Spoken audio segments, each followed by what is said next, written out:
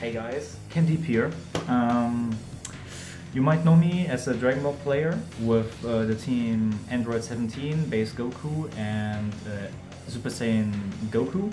And I've been playing a lot of different teams over the last year, or over this year.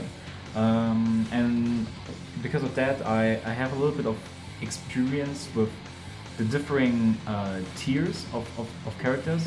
And I wouldn't call myself an expert on this game by any means. Like, my results are subpar and stuff like that. But I feel like I have a good understanding theoretically of this game, and a lot of my previous experiences in fighting games kind of tell me that I do have competence in discussing and seeing how things work. Maybe not execute them properly in this game at least, but good enough to have a conversation. And in this instance, I wanted to have a conversation about two characters that, in my opinion, right now are the two worst characters, period. And I wanted to talk about A17 and Base Goku, so two of my team. And I know it's like, oh, you're an apologist, they're not that bad and stuff like that, but believe me, there are a lot of people that agree with me, and I think there are very good reasons why they won't work in this game as of now. More than that, I also wanted to have a conversation with Bandai Namco and Arcsys, because I mean, we complain a lot in Guilty Gear. We complained a lot too, Johnny this and Chip that, and Sin is please nerf, and Kum, where's my jumping age, stuff like that. But this time, instead of like just complaining, I wanted to give both of the companies kind of like recommendations how they could go with the characters, what to buff or what to introduce, and without having them lose their identity or become like absurdly strong. Because I feel like they are weak, but only because of very specific reasons, and little or specific tweaks could already make them viable and make them work in this game. So now that we have that out of the way, let's jump into the game maybe, and let me show you what the problems are first of all, and then maybe see, okay, how can we approach this. So let me start with A17. So as a summary, just to give a little bit more context, what's A17's role? A17 is a very in and out kind of character. He has very erratic movement, and he has records that let him shift his movement like radically. He has really good jump in buttons. He has a good Kai Blast, and all this with the right team results in a lot of damage. So ideally he wants to hit you once and do a lot of damage, and then mix you up. If the mix-up didn't work, he will just be calm and then try to be a little bit more erratic with his movement. I think that's the core idea of A17. I don't think he has like adult Gohan like pressure where he just pressures you for ages. I don't think that's what he is meant to do. I think he's really just to be like this in your face and then out of your face again kind of character.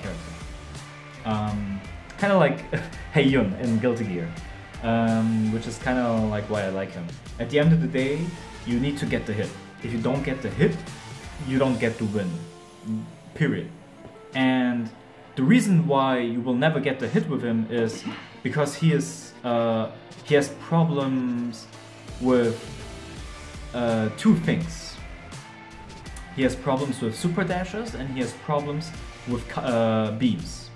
Those are his main problems. And the reason why they are problematic for him is because most of his toolset is, let me show you. A lot of his toolset is very ground-based. So he doesn't have anything that goes upwards on the ground, like his 2H, that's it. Like anything else doesn't really have. I mean, he has power blitz, but even this only moves like forward and maybe downward if you're in the air. So in that regard he's very limited. So anything that comes from above is really difficult to handle. And that's okay to some regard, because he does have, you know, I messed it up, but he does have a touch of death 0 bar. He has that. So with Super Dash, at first he can deal. But the issue is it's a high commitment to always go for the touch of death. You don't want to go for the touch of death if the opponent only has like 70 health, right?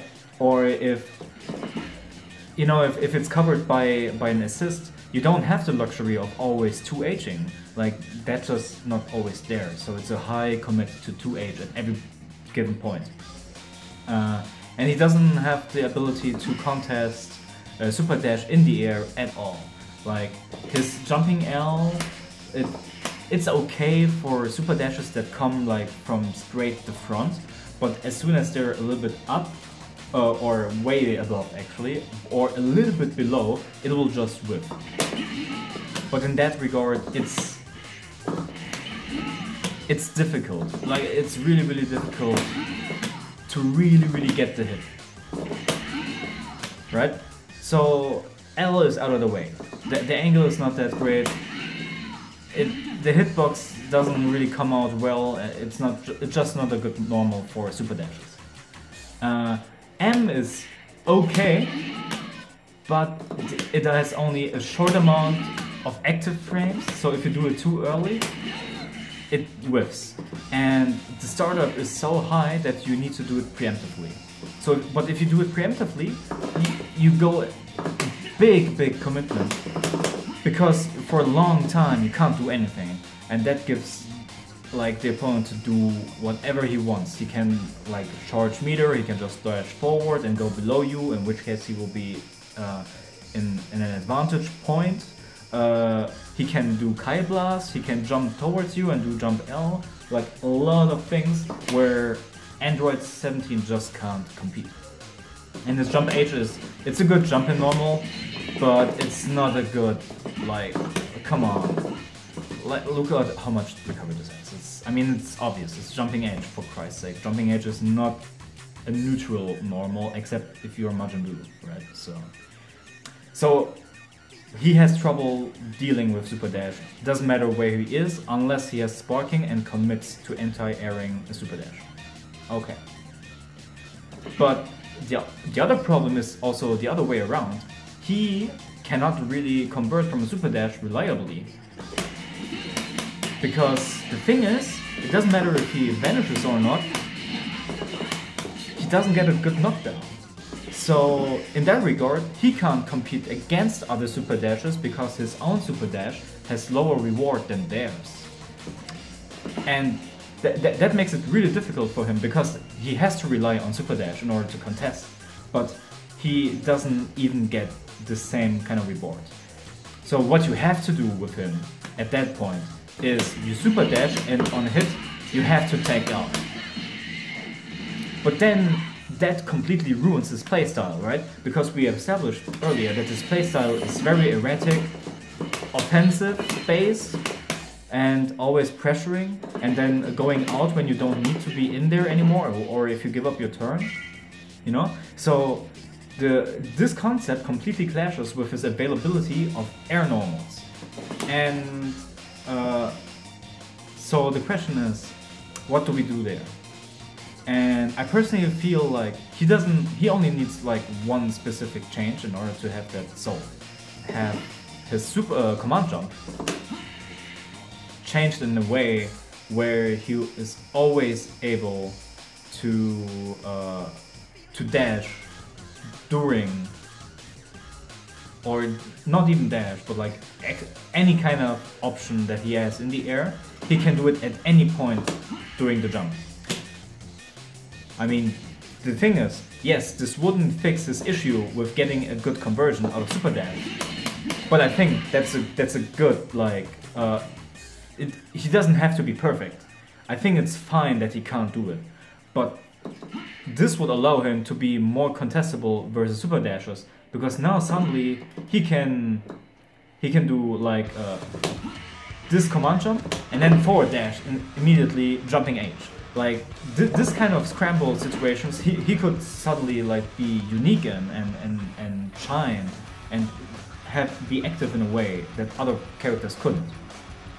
But his air normals would still be stubby enough that as soon as he gave up those air options, he basically has to accept that he can't do anything anymore. And I think that's fine.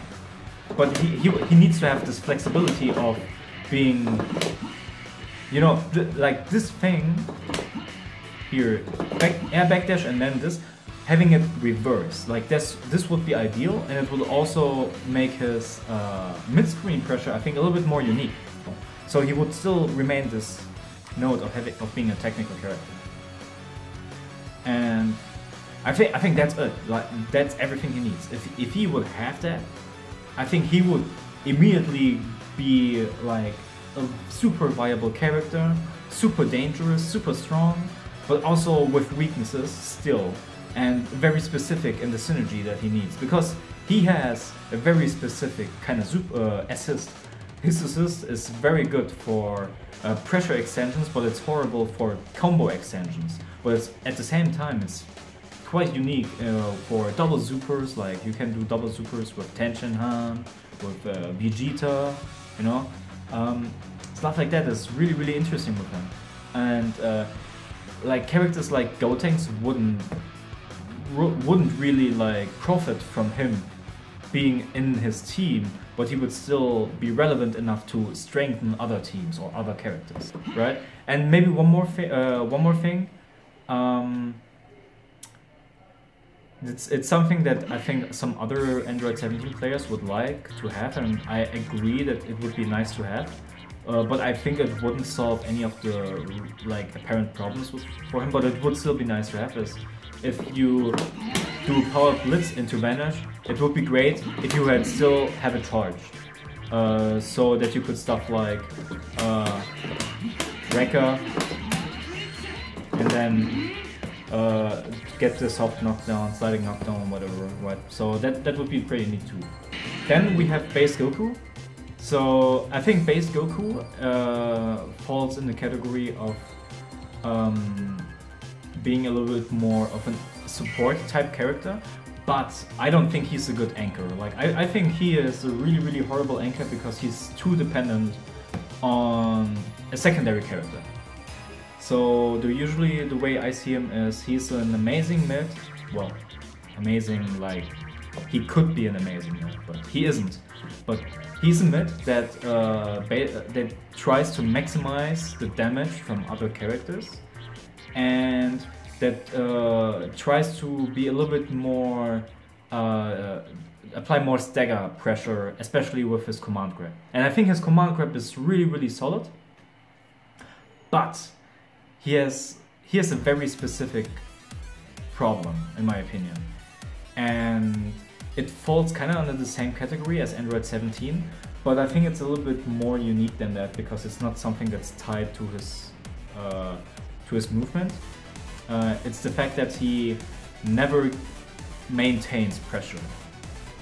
So unlike Android 17, who gets a lot of counter carry, if you get a hit with Son Goku with either the command grab, so you have to vanish, right? You have to vanish, and then you have to go for some really straightforward Okizeme, because he doesn't really have anything else, right?